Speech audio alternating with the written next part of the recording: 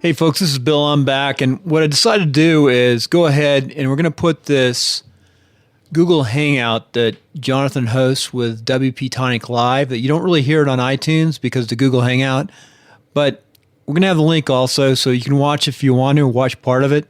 These folks that are on this Hangout, they're really some of the very top WordPress people across the country, and it's absolutely a pleasure to have them. So great opportunity. Since I should say my system messed up on the social media part 1 tonight, let's go ahead and put this up. And tomorrow, like I said, we're going to redo social media part 1. It's going to be part 1 of 4 in the series. Great opportunity for you to listen into part, if not all, of the Google Hangout. And the end of the discussion, the second half, this is long, they talk about some of the elements of owning your own organization and what a programmer developer should really charge a client, what they have to charge. So I think it's an interesting but long Google Hangout. It's more oriented towards the programmers and techies, but enjoy. Jonathan and I will be back to you tomorrow, that is, with the first part of social media, and it's going to be a good series. And if you want to go to the website to see the live Hangout, which is recorded on Google+, go to WP-Tonic.com.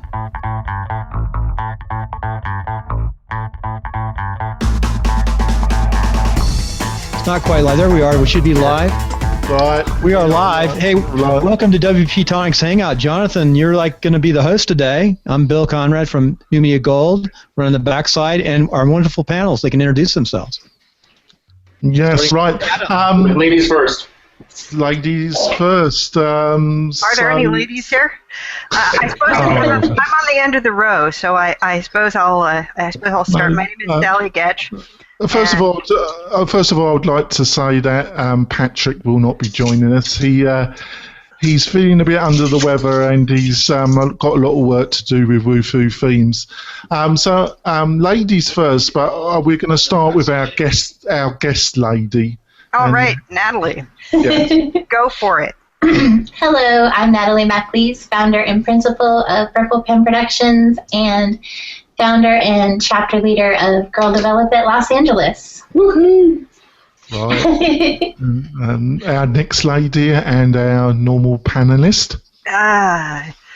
Not normal enough. My name is Sally Getch. I'm the organizer of the East Bay WordPress meetup.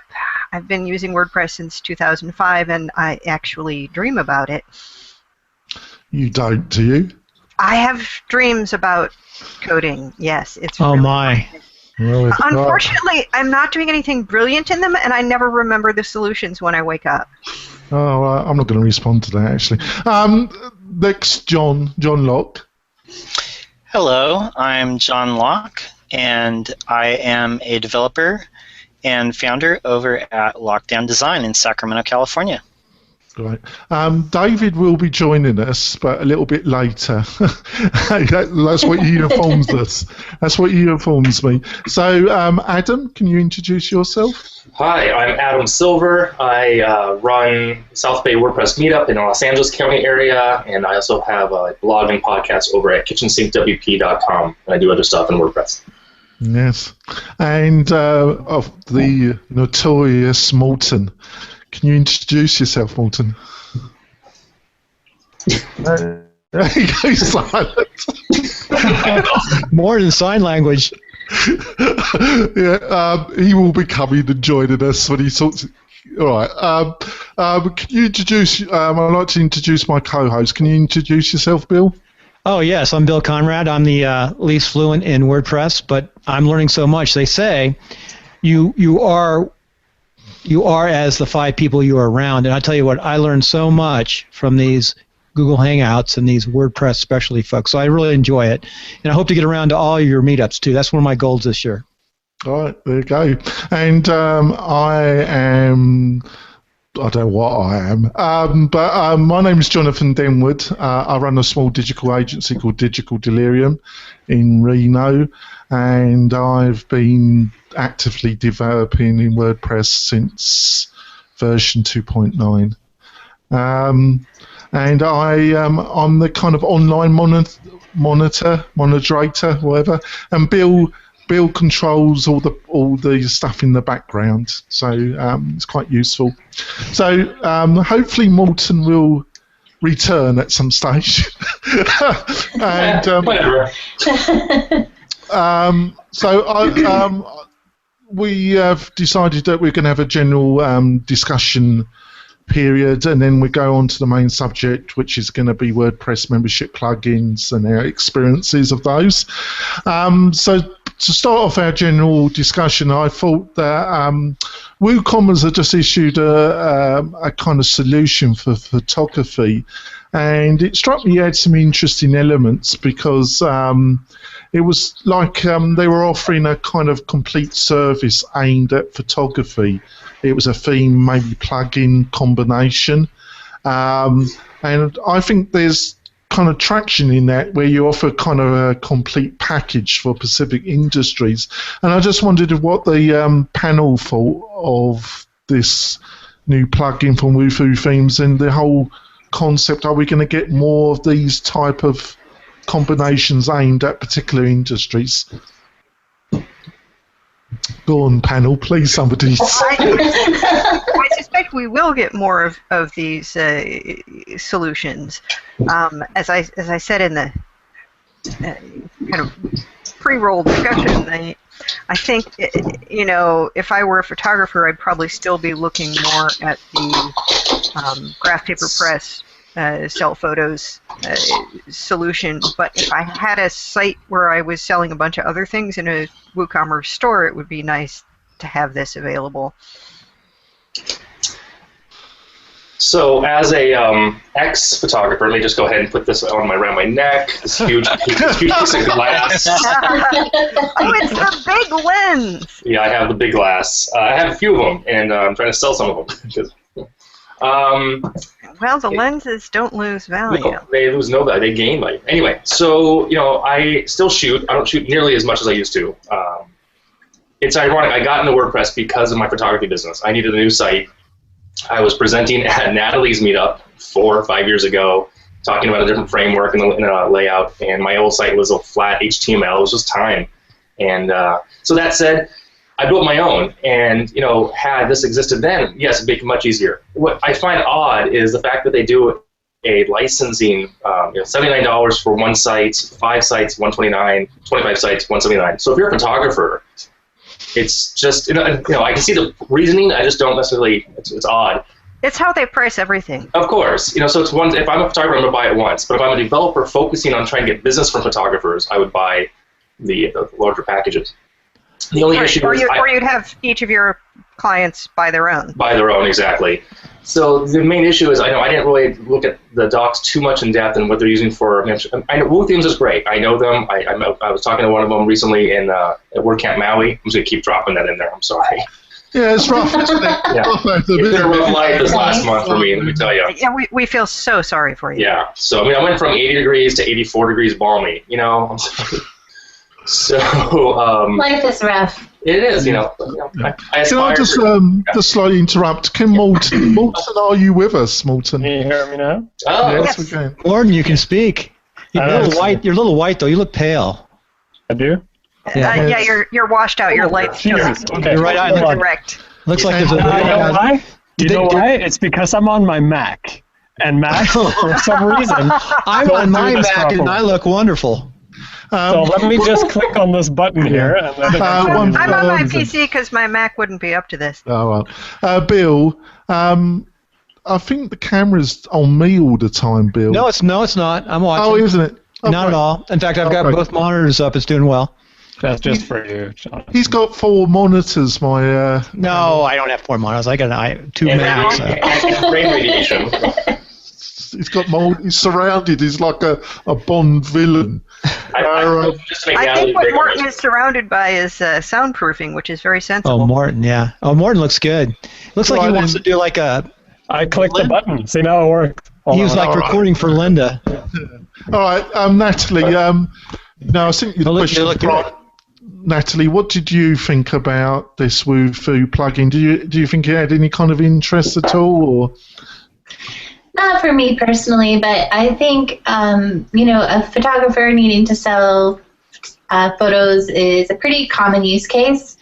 And with the WordPress community and the market for WordPress being so huge, I think that there's a lot of room for these really niche solutions that you think, oh, well, less than 1/2% of WordPress users are going to need this, but 1/2% of how many millions of websites is still a pretty substantial chunk of a market.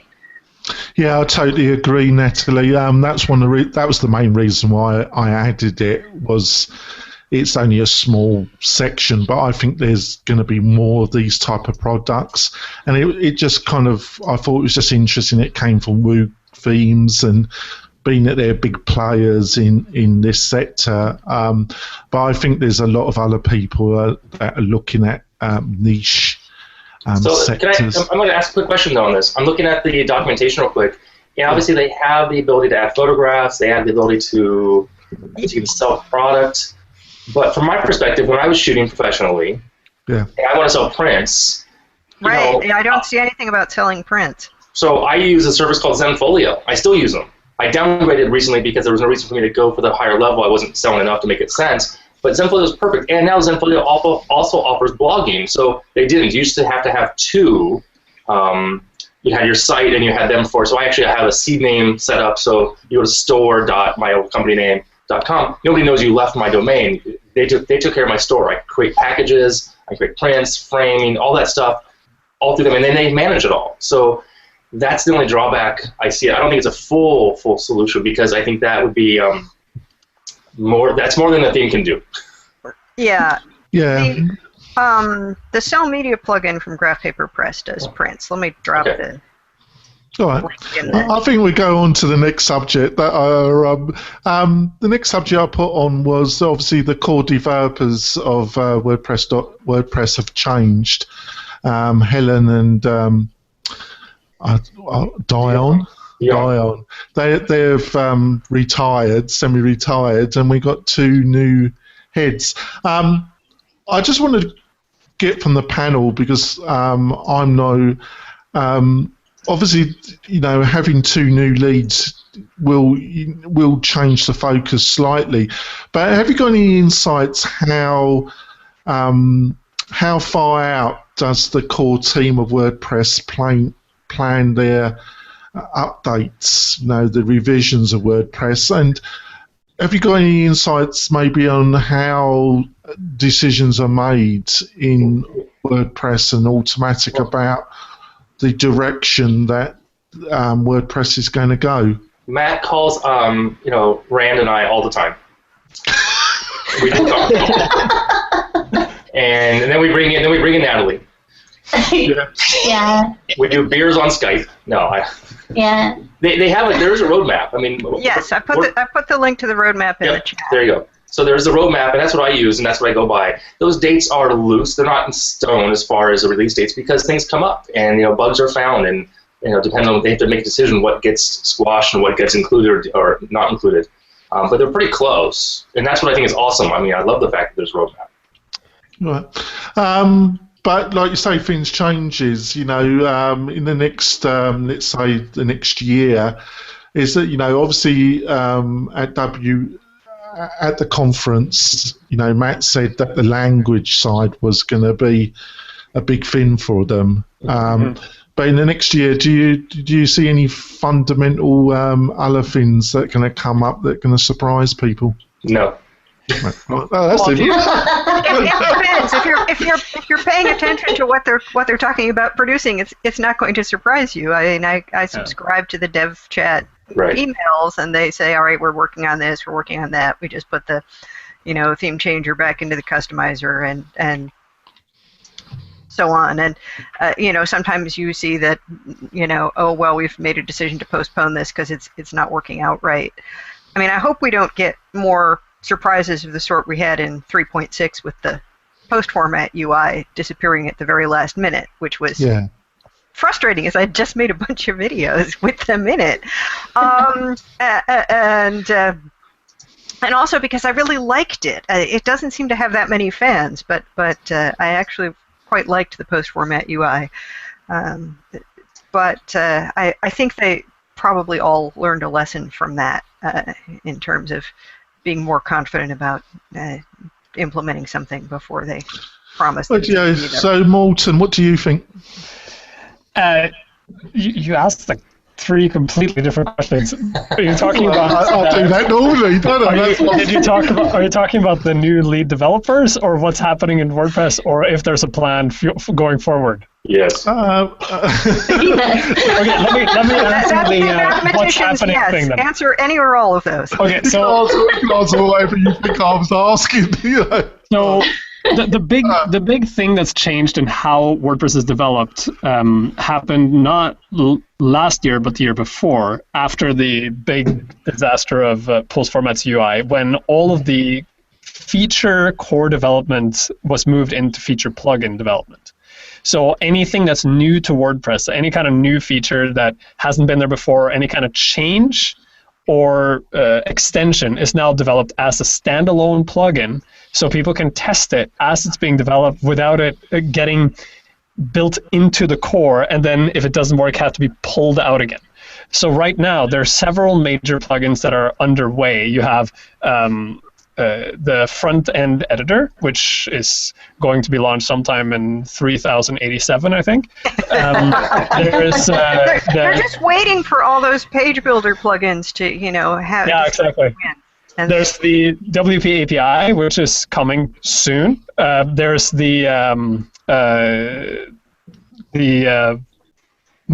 what do you call it, like pods-ish kind of thing, where you can add new types of content, but not as contents. You can add new fields and things like that. So basically something that will make either pods or advanced custom fields irrelevant. That's coming. There's work on a new image editing and image adding feature called Flow, which is coming sometime in probably 4.5 or 6. So there's a lot of things happening. And you can actually follow along by going and checking out all these feature plugins and see what's going on. But it's not... The funny thing is, there is no actual grand scheme. People think there is, but there isn't. It's mainly a matter of people saying, hey, I want to do this. Does anyone else want to do this too? And then if enough people want to do it, they jump together and they make a team and they start building a plugin. And if that plugin proves to have value, then it might get baked in once it's built to a proper standard. Now, as an example, 2 days ago, a plugin was released called RICG Responsive Images, and it was built by the people from I can't remember what it's called. It's basically the people who built the picture fill plugin that allows web browsers to support the new markup standard for HTML5 responsive images, even though the browsers currently don't. Now, there's been a plugin for a while that's been kind of wonky, but now the team that built picture fill have joined in to build that plugin. And you can use it right now, and it'll give you properly marked up responsive images on your site for all your new posts. And they've started work on making that a feature plugin.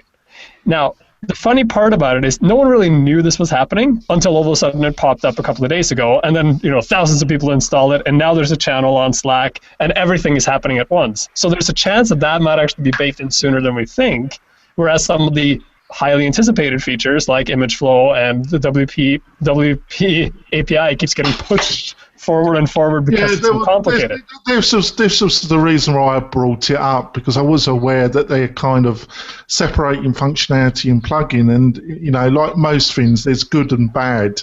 And one of the bad things is that some things get pushed back, other things get ramped up, and yes, there's an overall plan, but what you've just described, that some get pushed back and get some forward, it can seem to start to get a little bit chaotic. But that was only mine. It's open source, man. It's open source. That's how it works. I suspect it was chaotic anyway. Yes. What's your feeling? What do you think, Natalie? Do you think I'm just talking rubbish, or do you think, No, I could see if from outside, if you're not following the core chats and just the releases that they put up on make.wordpress.org, it can seem just like random features come out in every release, and who makes these decisions? But it's for the most part a bunch of volunteers working on what they're passionate and excited about. And it's just kind of whoever wants to jump in and work on it can. Yeah, I think you've got to keep that into consideration. What's your feelings about it, John? You've been very quiet.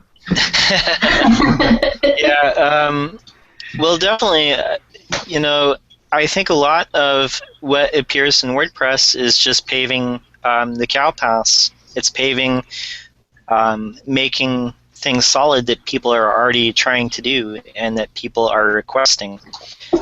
And I think it's a good direction that they've taken, where they develop these features as plugins first to work out all the bugs. And I think that's what's happening right now with the JSON REST API, because I think that's going to be a big game changer, like custom post types was. Yeah, yeah. But I think that they have to, it seems like that's getting pushed a little back. WordPress has custom post types? I'm just trying to Newsflash. Right, I think that's very exciting. It's a very exciting time, as it continues to grow. So. All right. Yeah, but I'm English, so I don't get excited about anything. Time for a joke about the English. Anybody have a good joke about the English? I think you just said it. Good job.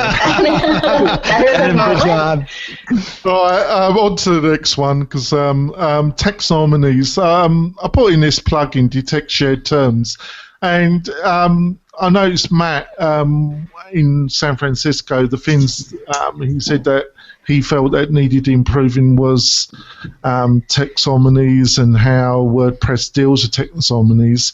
And I think I kind of understand what taxonomies really do, but when I try to explain it to other people that are not into WordPress, I know after about 10 seconds I've totally lost them. So I'd like to ask the panel, do they think that, do they agree with Matt that this is one side of WordPress that needs to be made more simplified, and what are the rows of taxonomies, and or does it not really matter? I'm going to ask Adam, because I'm sure I'm going to get a 2-sentence reply. Go on, Adam. It depends. I mean, taxonomies are important, of course. I mean, I've always described the taxonomy structure as it's the added functionality to custom post types. That's how I use them, because we have categories and tags. Does anyone remember when we didn't have tags? Mm-hmm. Yes. Yeah. Crazy, And there was a tags plugin. Right. So there were several tags plugins. Yeah, and then we just had a long blog. Just had all the categories, and there was no other way to. It was crazy. So I think they're important. Whether they need to be baked in, I don't know. I mean, it's hard. It's a tough call. Or what the next step of them, or the best way to describe them. I tend to tell people it's learn them about them when you need them for the next level of development. Right, I'm going to ask Natalie. Do you think that how taxonomies are handled in WordPress needs to be fundamentally altered? And because I was just interested that Matt actually thought it was rather complicated how they're set up in WordPress at the present moment. Yeah, I haven't found them to be terribly complicated. I think one thing I've been frustrated with is if you have the nested, I'm not sure, hierarchical taxonomies, I don't really like how those work. I think if you assign it to one of the child taxonomies, it should automatically get the parent, and it's really wonky and weird how that works. Yeah, so, that's what I was thinking, Natalie. I agree with you. Yeah. Yeah, but I think other than that, I know a lot of newcomers to WordPress really struggle with the difference between categories and tags. Yeah. And I always describe it as categories are like the table of contents at the front of a book, and the tags are like the index at the back of it. All right. What does Morton say about this? So let me describe the difference between categories and tags in a way that actually makes sense. Oh, please do, Morton. I knew you were going to do So this is I always use this description because it really functions. Shall I go make a cup of tea, Morton, as you're doing it? If you're in your, just bear with me. When you're in your bedroom. Oh. When you're in your bedroom and you want to get dressed, you go to your closet. In your closet, you've organized your clothes in a specific system. So you'd likely have your shirts and your pants and your skirts and your blouses and your socks. These are your categories because they're categories of things. Like they might be different, but you would organize your clothes mainly in those categories. And then you can have super categories like winter clothes and summer clothes and things like that. The tags are the things that are in the back of your clothes that say who made them, where they're from, what they're made of, and so on. They're relational. So you know, for instance, you can't wear a wool shirt and a linen shirt. I think the panel is aware of this, Walter. I think we just want to know. We just want to know if it can be improved. You're asking how to describe taxonomies to people so they understand it. That's how you explain it. So I think it's great. Makes sense. Yeah. Now, I'm going to use it for my class next month. That's why Morton is a Linda instructor. I mean, I use food as far as my examples, but whatever. Yeah, that's the difference between categories and tags. Now, the thing with the taxonomies that has come up, like this new plugin that's being rolled out, actually has nothing to do with rolling taxonomies into WordPress. It has to do with a really old bug that is triggers this bizarre situation where if you make a taxonomy, so a custom taxonomy, and give it a name, and that name already exists somewhere else in a different taxonomy, you can create a conflict that is really disastrous, but you don't see that it's disastrous until it becomes very, very time continuum. Yeah, it creates total chaos in the database.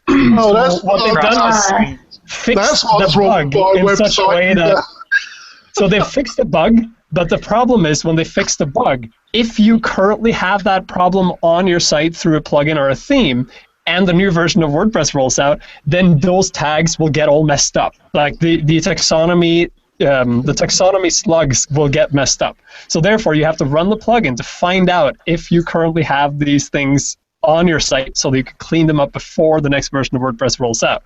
Now, this is a typical example of bad decisions made a long time ago that have never been fixed because of the concern of what would happen if they got fixed. Now that it's fixed, there has to be an information campaign to make sure people don't get screwed when the new version comes out, right? No, thank you for that. Actually, it was very insightful, and I'll be looking at my code. So, what does John think about this? Got any practical, where you struggled with taxonomies or you had to use them? Give some insights, John. Well, I've had to use custom taxonomies once or twice on a couple of projects before. The one thing that the way that I understand the changes that are happening now is, as Morton described, if you name your taxonomy the same thing as you name something else, there can be a conflict. And from what I understand, this bug has been around for about 7 years.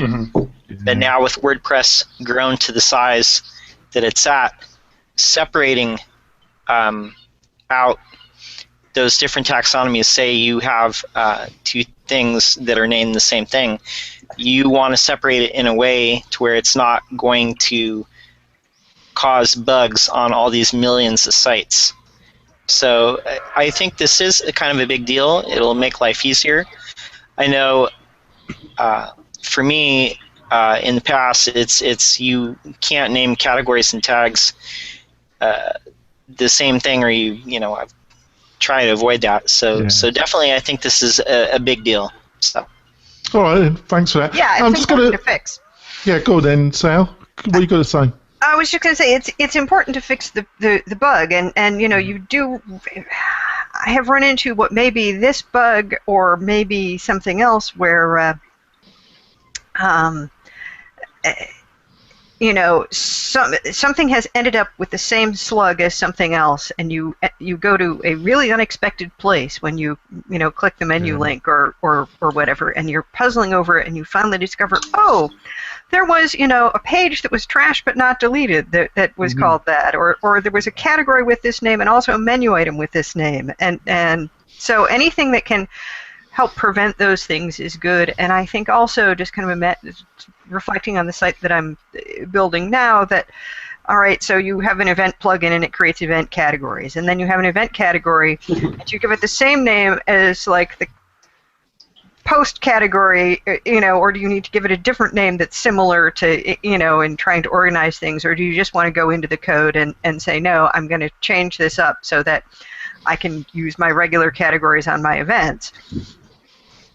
All right, I think we've covered that, and we've got some good insights. Thank you, panel. So I'm going to go on to my last one, I do not apologise about it. I know visual plugin builders, page builders. We're back onto that again. I don't suppose. You can't. I'm pretty. You can start reading my mind, really. So I've been trying out this one, and I think it's an awful name though. It's Beaver Builder. I don't know. I gotta go. Yeah. That was my I've read school mascot. but Pardon? yeah, the Well, name is iffy. It's a bit iffy, isn't it? Beaver Builder, isn't it? I've been trying. We just it all out. have dirty minds. That's all. Oh, well, I'm not. I just That think. was Go on, That's my Natalie. high school mascot. My high school's Oh, mascot was a beaver, yeah. Where are you from? High school? Washington? That was my high school. And my dad would sometimes laugh. He'd be like, hee hee hee, and I'd be like, what's so funny? And he'd be like, oh, nothing. So where's this Beaver High School? In Pennsylvania. Oh, okay. In the woods. Next to the river. The woods. It is in the woods. There was a Right. bear in the parking lot one time. Right. Wow. So I apologise to the viewers, but it was all down to me. I've been trying it out, and actually, it's one of the most slickest ones that I've tried. And they gave me a review, and I probably will splash out some of my own money on it because I actually think it's pretty cool. But the reason why the reason why I brought it up, panel, was that I actually think it. I think with WordPress.com, I actually think I have no insight in this at all. But I think in the next this year we're going to see some big changes with WordPress.com, and I think I sense that some of the bigger changes are going to be with WordPress.com, and I think there's going to be there's going to be a real hardcore visual editor built into it, and there's going to be some other big changes. But go on, somebody in the panel, to say that I'm talking absolute crap. Go on.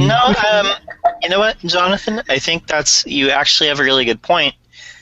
Because if WordPress... I'll send you the $20 tomorrow, John. Okay, sure thing. Well, I mean, yeah, if you're talking about getting more people on websites and WordPress having competition like Squarespace and Wix and Weebly, I think you definitely have to make WordPress.com as comparable to them as possible. And if you have some sort of visual builder that makes it easy for the common person to get online, quickly and have it look professional, then that's definitely an asset. I don't know if I like this Rational John. I don't know if I like Rational John. I don't know. I mean, this is just weird. I don't know the irrational John, but I had a client I built a WordPress site for, and she has a second site that she did in Wix, and she is forever complaining to me about how much easier Wix is. Yeah, of course. I did a presentation last night, SBDC, here locally, and at the end of the night, a woman came up to me and she said she's an artist, she needs a site, she feels like WordPress might be too much for her, should she use Wix or Weebly or Squarespace? And instead of laughing her out of the room, like I might have done 2 or 3 or 4 years ago, I said, it's an option. There are different, do the trial, do the 2 weeks, whatever they give you, try it. The only issues I have with it versus even WordPress.com, I try to get her to go to WordPress.com, but I said the issues are the monthly fees, and can you get your data out later when you want more? If you want to start selling your art, can you do some of the things? That's the, can you export it and transport it, and that right. is one thing about WordPress.com is that it's easy to do that. Right, she's in a bind. And it's always that way. It's always, you think about outsourcing or subbing something out.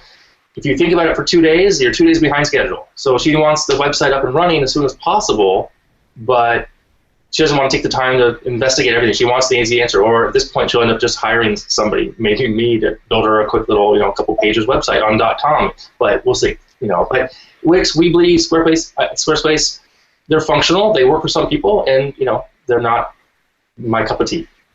You have to match the tool to the job. Right. Absolutely. Wow, that was deep. I might tweet that out. I just think I understand that most of the income for Automatic comes from WordPress.com. Yeah. So in pure financial terms, for the Automatic, it's a business, and they've got investors. That side of their business, which they get most of the income, is under attack to some extent. So I don't think it's under as much attack as you think. They do the WordPress.com support. They do the upgraded features. They have VIP. Yeah. I don't think. I think they're just not spending money in it marketing. comes from big things, not from small, like, personal sites. Right.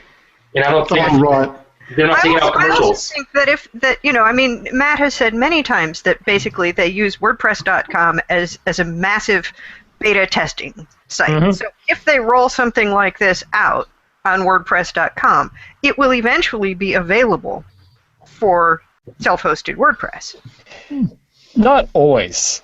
Well, there are some things they use in VIP that aren't, certainly, and there are some other things. There's a split internally in Automatic between Matt, who wants everything to be open, and other people who don't. There's. I remember when Jetpack first came out. You remember Jetpack in the beginning? It only had 4 features, something like that. And I think I even wrote a blog. Can't say that now. Just wait.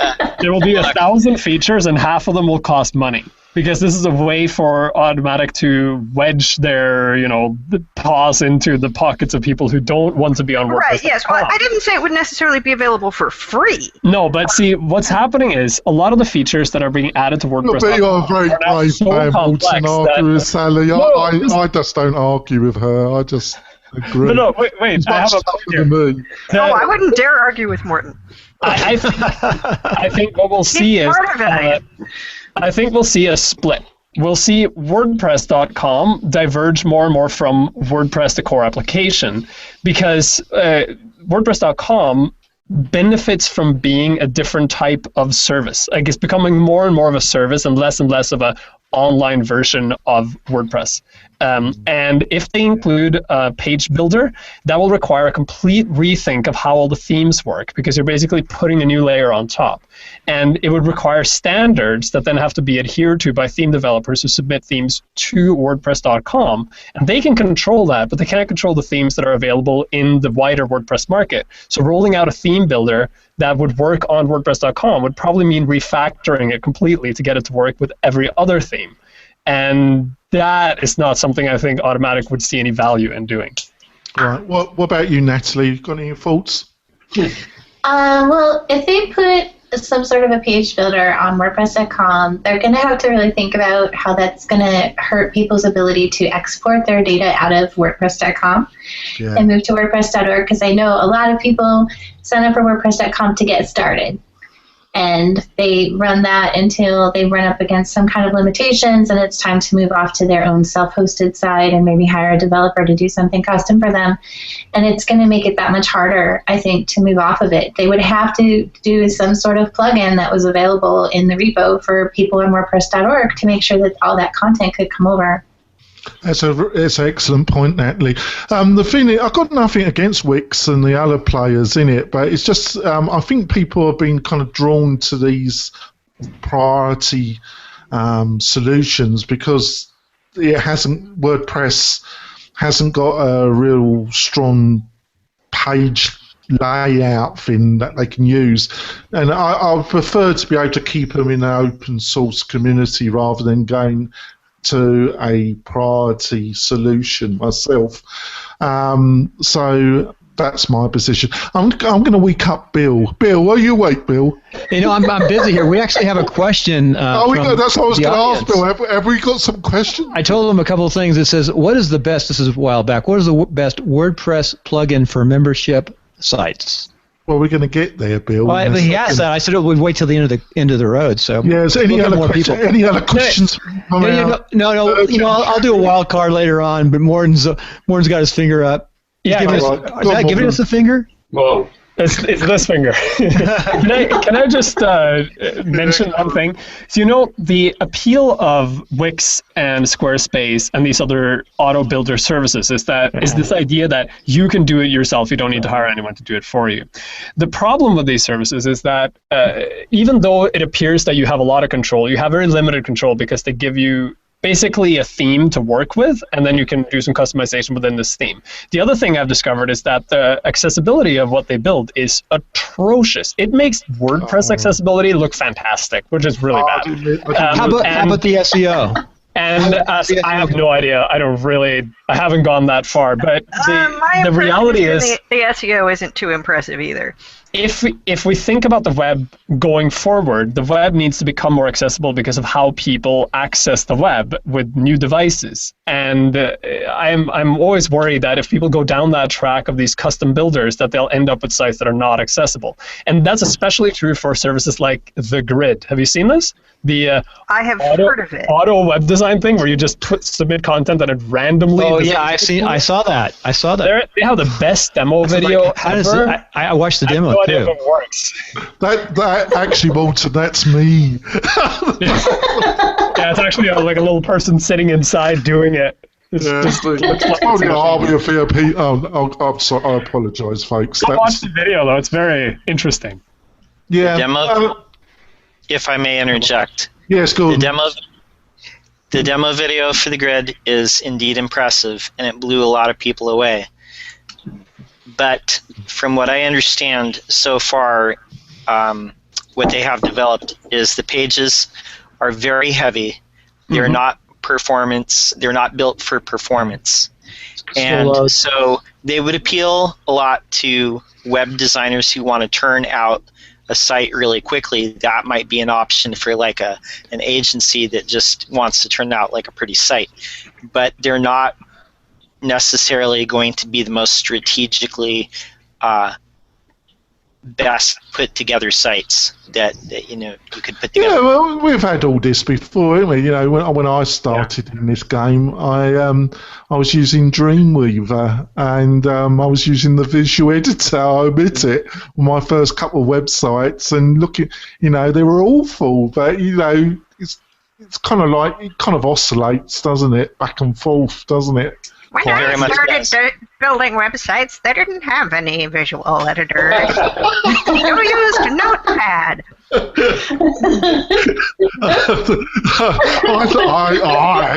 When I'm coded, I use bare bones still. Well, what does Adam's? Adam's been a bit quiet for a while. I'm a bit worried, actually. Go on, Adam. Have you got anything to say? Well, Adam? I definitely think there's, the issue of the accessibility is one thing, but the issue of letting people do it themselves. That's how WordPress kind of was pitched. I mean, I always tell people WordPress was pitched as free and easy for many years. And it is free and easy to a point. Beyond that, there's that learning curve, which I mentioned last time. The minute you want more customizations or functionality, it's time or money. Your time or your money. Right. If drag and drop, I use a theme that we know that it's drag and drop based, but it works for me. I'm actually branching out and doing some other stuff these days. I feel a little guilty, but it's what are you using, Adam? I can't say right now. I bought drag and drop. I haven't used it yet. I'm still using dynamic. It's just a matter of it's what people need to get the same thing that was said about the right tool for the right project. Yeah, my position on this panel is that if people got a load of time to mess around, if you've got a successful business, the last thing you've got is time.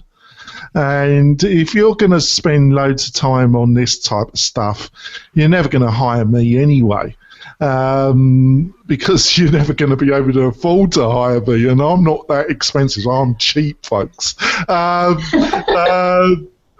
So I don't get worked up about it because, I wish them well and I hope their business does grow, and they get to a stage where they want, more professional advice. But it's just, that's my position. But I think all these systems, it comes and goes, and you just cannot, you cannot replace the experienced person and their ability to develop something much better. I would hope so. That's my position on it. Sorry, folks, that was boring, wasn't it? Someone had an article up recently in managedwp.org about, do end users really need page building tools? Because we've just had a handful of the new ones coming out. And I think a lot of them are not really aimed at, the hopeless noob kind of end user, because they're not as intuitive as that. They're aimed at the people in the kind of early stages of building websites for others, where they don't have super strong code skills, but they've spent some time learning things, and maybe they have a little other background in design or something, because clearly if there were no market for these things, people wouldn't be publishing a new one every day. You're totally right. Yeah, but they are hugely popular, aren't they? They seem to be. I will say the thing that interests me about Beaver Builder is the fact that it says, right there on their homepage that if you uninstall the plugin, it will convert your data back, and you won't end up with just a jumble of weird things. I don't know. I'm just saying. All right, I think we've covered my 4 topics. I think we'll get on to the main subject. This month on WP-Tonic has been Membership Plugin Month, and me and Bill have looked at quite a few membership plugins panel. And the good news is... Which ones have you been covering? Oh, God, I can't even remember. All of them. All of them. Anymore. No, it would take you a year to cover all of them. No. Yeah, well, the good news for anybody that wants to use WordPress with a membership functionality is, my God, there's some fantastic plugin solutions. I would not want to be a plugin, a Premier membership plugin producer, because to say the competition is hot is understatement, but also there's a lot of membership websites out there. So I just want to ask the panel a quick question, and then a couple others after. So what's your experience? Are there any membership plugins that you use that you really liked, and have you got any quick stories of some that you had to use and your experience weren't so great? Does anybody want to jump in, or do I have to choose somebody? Natalie? Apparently Adam is picking me. Yes, it's you, Natalie. I like her giggle. That's why I pick on her.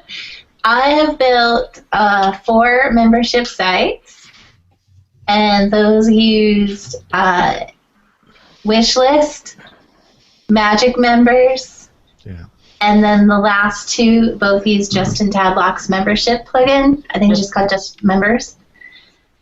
I did not care for the first 2, which is why the second 2 used members.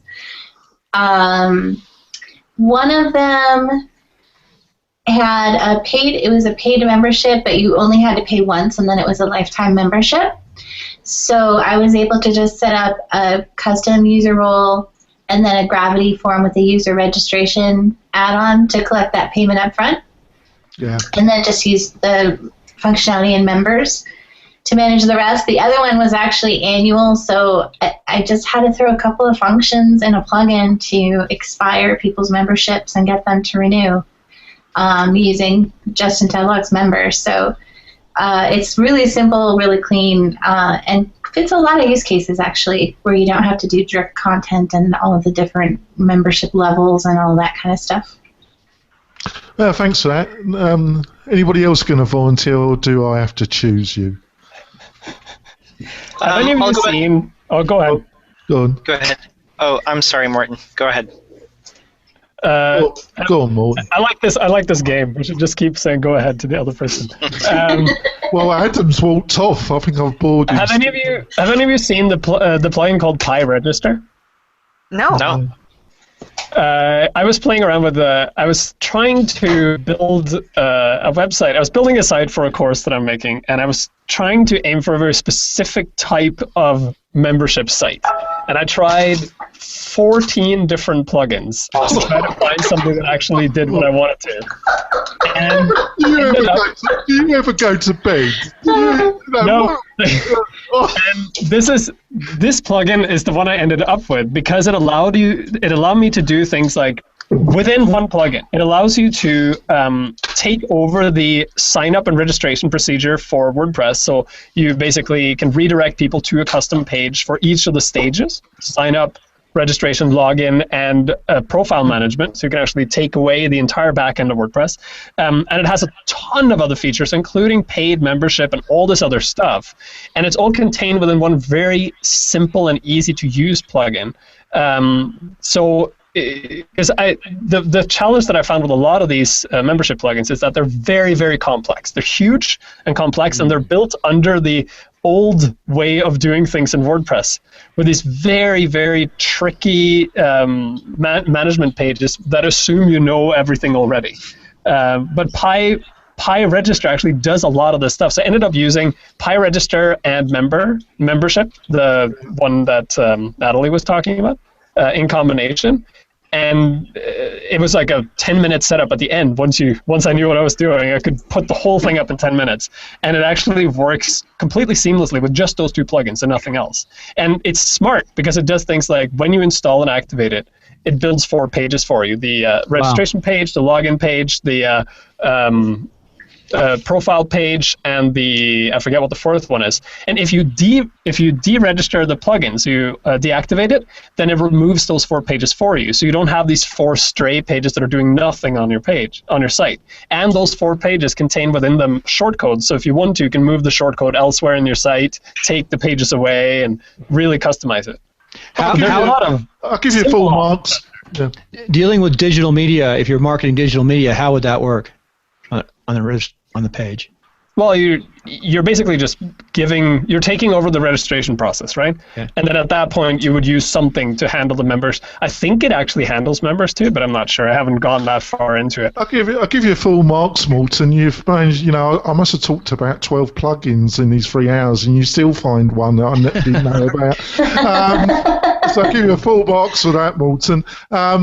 What about you, John? What's your experience of membership website, membership functionality, and what plugins have you used, if any? I suppose you've totally coded it yourself, haven't you? No. To be quite honest, I have kind of limited experience with membership sites. My real, on a live client site, has just been a little bit with WooCommerce and groups. But in preparation for this talk, I did do some research on some of the leading plugins. All right. And I busted them out on just like a little test site of my own. And the ones that I found to be You're another one that doesn't go to bed, John. Either that or his work is slow right now. Yeah. Both. Anyway. And what was your findings, John? I'm intrigued. My findings, the 2 that I found to be quite easy to use and quite extensible were iThemes Exchange. It's super simple to set up, and Paid Membership Pro. And both of them are very extensible. Yep. Paid Membership Pro, that's what Jonathan came up with our series for me. Mm-hmm. No, it wasn't actually, Bill. I knew you were. Wait a second, wasn't Paid Membership Pro? I knew yeah, you was. I recommended. New Media Gold Choice. That was your choice. No, I did not. I recommended Pippin's Restricted Content Pro. Yeah, that's what I meant to say. Restricted Content Pro. I remember that. I've got it right here in my notes. I'm looking at it. He goes to sleep with it talking, actually, panel. How did I miss that? I don't know, Bill. I have no idea. Well, what's the panel think about Restricted Contact Pro? And I've just been planning to look at it since I found out he's got a version of it up on GitHub. What I'm trying to do is, we're New Media, and we teach the podcasting, the networking, the net streaming like we're doing now. But what I'm finding is I have to do some basic WordPress setup for folks too. So we're trying to package that all together, and I'm trying to find a membership plugin to manage the people other than just going up on. Yeah. I was only being nasty to Bill. No, you're right. You're right. Restricted content. I got to get this month. I got to get there. So what do I need? What should I We're need? like an old married couple, me and Bill. We just kind of Bail time. Yeah, I have got some extensive experience of membership websites. I've done about 12 to 15. Why do you do mine? Because I'm not doing it for free. That's easy. He needs you to pay him. I'm a paid mercenary, Bill. I'll buy you breakfast at Denny's. This is how it works, Bill. You give me give me a specification, and then I give you a proposal, and then you give me gobs of money, and then I give you a product, Bill. This is Look! He's my student. Look, he's got the black curtain behind him. He's got the right mic. He's got the dynamic mic. He's doing great. See, I've taught him all this. Let's get back onto the subject, can we? I've used Paid Membership Pro quite a bit, and I think it's a great plugin. And but if you know your filters and your hooks, and you can knock it around. But I wouldn't, unless you're doing something really basic. I don't think it's for the beginner. And I've utilised Restrict Content Pro, and what can you say about Pippin Williamson? You must have been born out the womb with the ability to program, mustn't he? No, apparently he spent like an extra 10 hours a day while getting his degree and working a job. It's just like one of those overachieving types you want to smack upside the head. It just gets me depressed, but I just have another whiskey and I'm all right. But I have utilised his, and I think that's pretty good. And I have had. I have used Wishlist a few times, and it's all okay. But it's a bit like what Morton said. It's got an endless stream of option pages. It's so complex, yeah. To say the least. That's Stu's, right? I can't remember actually, but I had to integrate. I had to do a couple. I had to integrate it into some forum software. And it did the job, but it was it kind of caused me a couple of weeks of long evenings, put it that way. So what about Adam? Have you had the pleasure of doing any kind of membership websites? So early on, I've used Content Restriction Pro as well. Content, however you say that. Then I switched over to I messed around with and got it working for somebody for a while, and then they ran out of money. S2 Member. Oh yeah. An S2 Member's been around for a while. And there's a free level and the paid level, and it's got a bit of a curve. But the thing I don't like about it, when we removed it from a site, it left some information in the tables. It left the user roles, which I hate. I had to go in and remove them manually. I don't know if they fixed that or not, the newer version, but you go to user role, subscriber, admin, editor, author, and there'll be the other 5 roles that they gave you, and they're like, well, this doesn't mean no good. This is just a mess. So that kind of turned me off to it. So now I'm actually with John. I'm a huge fan of iThemes Exchange, and I'm planning on using something for that coming up. In theory, March 1st, but that's not going to happen. I looked at it and it did look really impressive, but I haven't utilised it. But it did look impressive what they've done with it. If another membership site comes up, I will be looking at it. What about you, Morton? Oh, you already did come up with something I never even heard of, didn't you? Yes. Still in awe. I'm still in awe about that. And you managed to come up with some membership. What about? Hey, we're shooting on an hour now, Jonathan. Oh well, we better finish. We got to do the wild card. The wild card question. We've got to do the quick wild card. We got to talk a few minutes about. We had like a Turner. I want to know. I got a question for Morton. Yeah. Actually, I got a question for Morton. Morton, we have the FCC, Federal Communication Commission. Yep. They are voting today to take over the internet, basically, and they're doing it under the guideline of equal access. Do you have something like that up in Canada, first of all? you mean the status of the internet? Yeah, we have something called the CRA, Canadian. I don't know what that means. What do they do? What do they do to control the internet? Do they tax it? Because I think the FCC is about to tax the internet.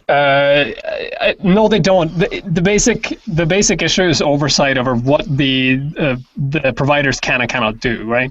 Right. If they can throttle the internet. Right now, there's debate in Canada about whether or not they should throttle the internet, because all the providers want to do that. All the non-providers think that's horrible. There was debate previously, a couple of years ago, about this. But the problem is, in Canada, you have this, all telecommunication is bundled into one. I think it's the same in the States, but it's more convoluted in Canada. So telephone, TV, and internet are all handled as one individual unit. So what ends up happening is sometimes you get these weird things that travel over. So there's rules about how TV is broadcast over the air, and whether or not, if it's a free channel and a cable network, then the cable then redistributes it. Do they then have to pay the free network because they're redistributing their signal or not? And can they degrade the signal? And that has somehow climbed into the internet as well. So there's this huge mess. Is Google playing up there? No. Okay. There's no. We just have three providers. There's TELUS, which is the old telephone provider. There's and then there's Shaw and Rogers, but Shaw and Rogers have split the country in half. So Rogers has one side, Shaw has the other side. Yeah. So I'm in Shaw territory, and then we have Bell, which is basic. As he froze, that's good timing. Bell, they cut him off. He said something bad. I want issue with how you described the situation, though. You said that the FCC wants to take over the internet and tax it.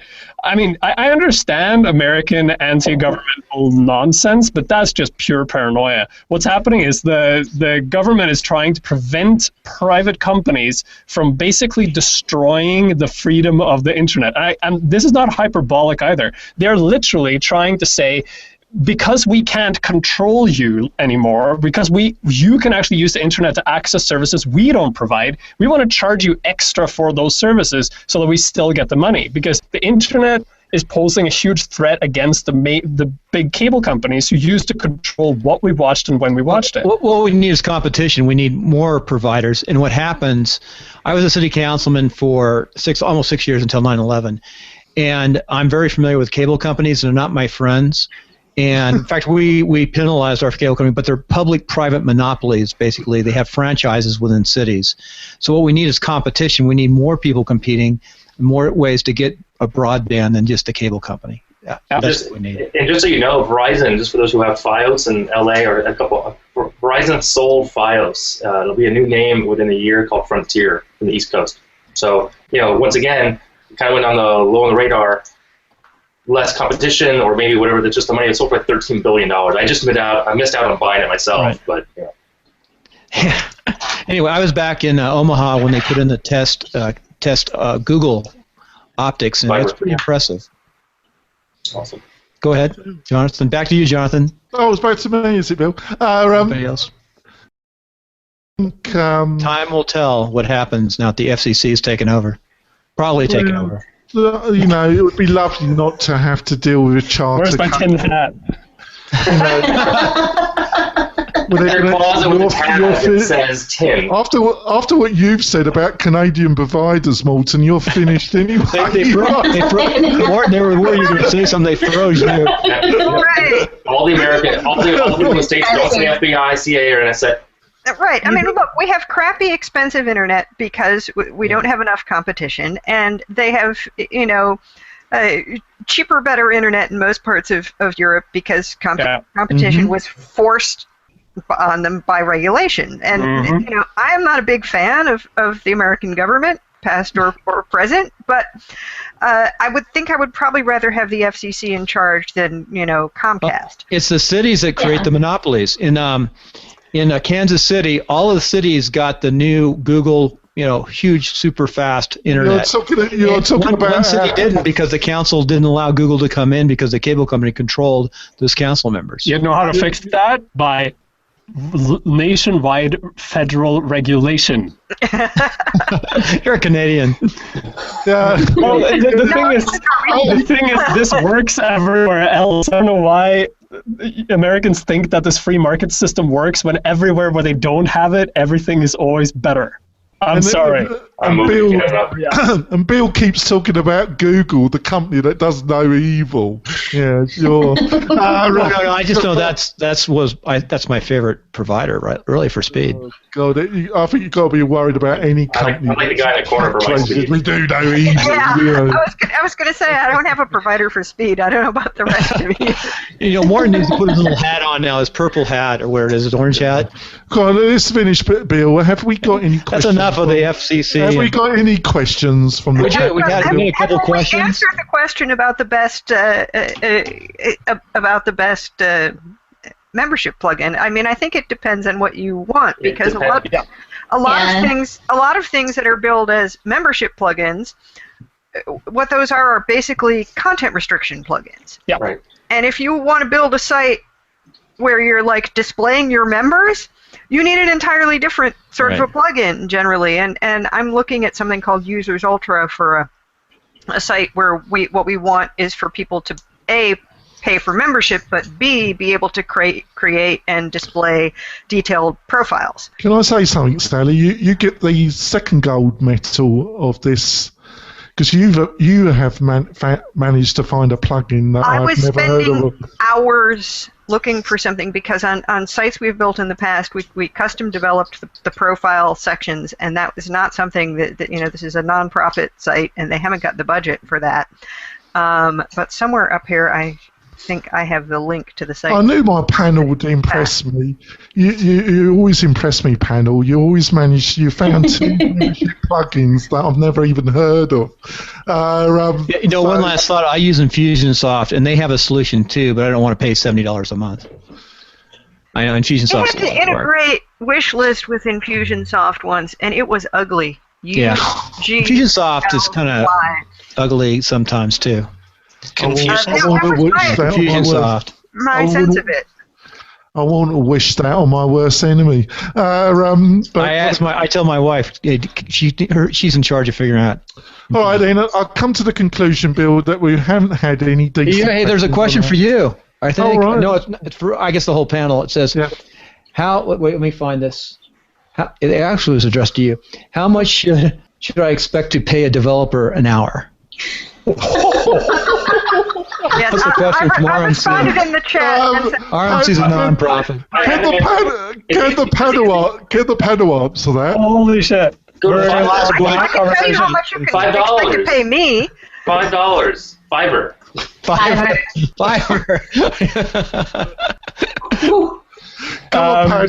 Come on, panel. Give her to finish this off. Everyone should average you an answer. What do you think the rate should be?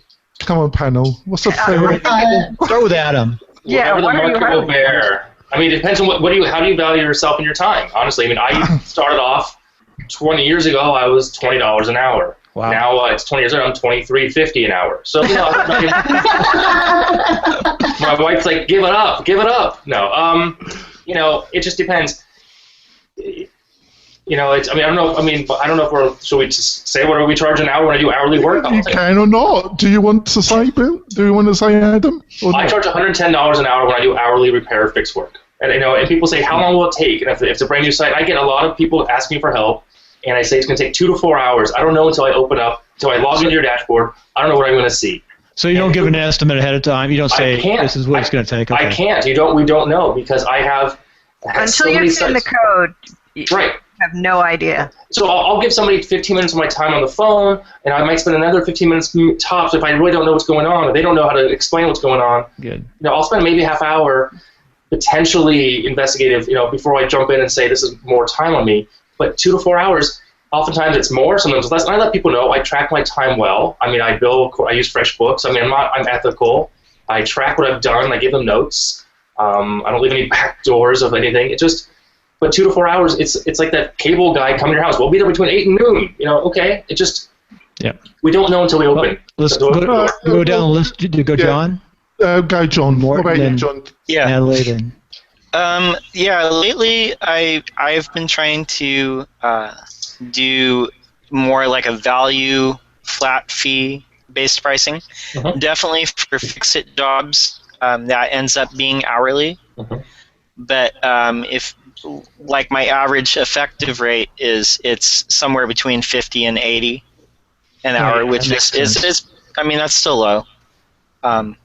So, but I think that yeah, but you'd be surprised. I've talked to a lot of developers out there, and there's a lot of people that are only earning, $20-30 an hour still, and and they're happy at that rate. So we talk about freelance exchange sites being really low. Right. I think even in our market, I think there's a lot of work to be done with putting the value back on our work. Yeah, I'm with you. Real quick, I want to just mention I'm a value person as well. I don't, there's a great ebook by the guys from FreshBooks. I believe it's FreshBooks. Yeah, I've read it. It's brilliant, and it's based on where you are in life, what your needs are, your overhead, all that stuff. It's a business, and a lot of creatives even forget the fact. I mean, it's a photographer background. A lot of photographers are terrible in business. They end up working for $8 an hour or less. You shoot a wedding for $500 and they work 40 hours. It's not right. So it's value for sure for the bigger projects. But for the hourly stuff, for the fix, I can't give a flat rate because it's a loss leader. Then I don't want to make $10 an hour. I can't. I have kids. I'd rather. Yeah.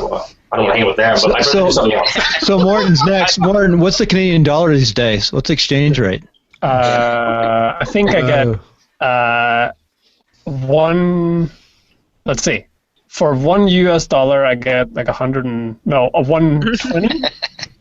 like for $100 US, I get 120 Canadian. Oh, I think Linda's been lied to you, Paul. No. No, I think so. The Canadian dollar is at 80 cents. So how does Linda pay you? Do they pay you in American dollars? Or euros? Dried and What's franc? fuzzy animals. I don't know. No, seriously though. The question was, what is a fair? Like, how much should I expect to pay for a developer? Yes. Right. So okay. There's a huge conversation to be had here that we're not going to dive into all that much. Next month. I will just a whole say, episode on it. I'll just say some very, very short things. Outside the WordPress community, development, you're expected to pay somewhere between $120 and $300 an hour for any kind of professional developer. Right. Within the WordPress community, that same quality of code goes for anywhere between $50 and $120. That's not because the WordPress community does worse work. It's because the people who work within the WordPress community often started in the WordPress community and have no idea what's going on outside the community. That's an actual problem because it devalues the quality of WordPress and it makes WordPress seem cheap when it's not. When it comes to what you charge, you have to actually do what Adam said, which is consider yourself a business. That means you have to tally up all the expenses you have. If you have a home office, that's still a home office that you use. You have to buy all your gear, all your software. If you're going to do anything professionally, you have to pay your licenses for your software. You have to actually have proper hosting and all these things. So if you just tally it up, I sat down with one of my friends. She was charging $75 an hour, and I did the math for her. For her to break even, she needed to charge $120 an hour, and a fair rate for her would be $198 an hour Canadian. But she was charging $80 simply because she had no idea the cost of doing business for her because she wasn't thinking as a business. And I think this comes from a lot of people that come into the business of web design from some sort of salaried job. So they think about income as something that you get without overhead, right? Instead of thinking about, I'm now running an entire business, it has all these other things involved in it. So finding, like, for someone who's not in the WordPress community, who's just hiring someone, I would say if someone is saying they're charging $20 an hour, I'd be very careful about hiring them, because not just because I don't know what they're going to do, but also because they're undervaluing the quality of their own work. And they're not going to be happy about their job they're doing because they're going to be pressed for money. The other thing is, any other profession, any other profession, plumber, dentist, lawyer, any kind of thing where you need professional services does not cost that little. They usually cost upwards of $200 an hour. So That's true. we kind of have to put these Canadian socialist plumbers in Vancouver. I don't know. Next. What about Natalie? Let's get going. What about Natalie? You got any thoughts on this, Natalie? Yeah, so how much would you expect to pay a developer per hour? I would say to think about, it's not just the price per hour. If you hire a junior level developer at $30, $40, $50 an hour, it might take them 3 days to figure out something that a professional, more experienced developer who you're paying $200 an hour could do in an hour. Mm-hmm. So you can't just think about the price per hour when you're comparing one developer to another. It's also their experience level and the value that they're bringing to it. So it doesn't boil down to just what's the hourly rate for each person. I totally agree, Natalie. So what about Sally? What do you reckon? I reckon that charging $125 an hour is probably not enough, and it's been many years since I raised my rates, and either that or I just need to bill for a number more hours. It is true that people in other professions charge more, and we come up against an expectation on the part of some clients that it should be cheap because it's WordPress. And I think some of that expectation has been aided and abetted by all the people who are working for cheap. But that's also true in a lot of other areas, particularly creative ones. There are the people who will do something on Fiverr, but as Natalie said, you've got the total cost of ownership issue. And the Odesk or whatever, and if you're living somewhere where the cost of living is lower, you can charge a smaller amount and maybe still cover your bills. But if you're living in an expensive place and it costs money for your electricity and money for your internet and money for your web hosting and money for whatever developer licenses you buy and money for your licenses for your Sublime Text and your PHP Storm and your Photoshop and your whatnot, then you better do the math and make sure that you're charging at least enough to cover your expenses, and then you need to think about, well, how long have I been doing this, and what am I really worth? Because I am allowed to charge more than a break-even amount. This is not a charity I'm running. Yeah. Yeah, sure. Adam, I think you wanted to say something. Yeah, so two things real quick. So one thing is, just because we're faster as we get better doesn't make us cheaper. So keep that in mind for the people listening, or just for the for the panel. But I had an experience a couple years ago. Site that I set up, total mistake on my part. Left the admin username. This is 5 years ago. No, it is what it is. Got hacked. It was a family member site, so I took care of it half price. But it took me 3 hours to figure out where the piece of code was. It was in the header, hidden. It was a piece of JavaScript hidden in the header. That only showed up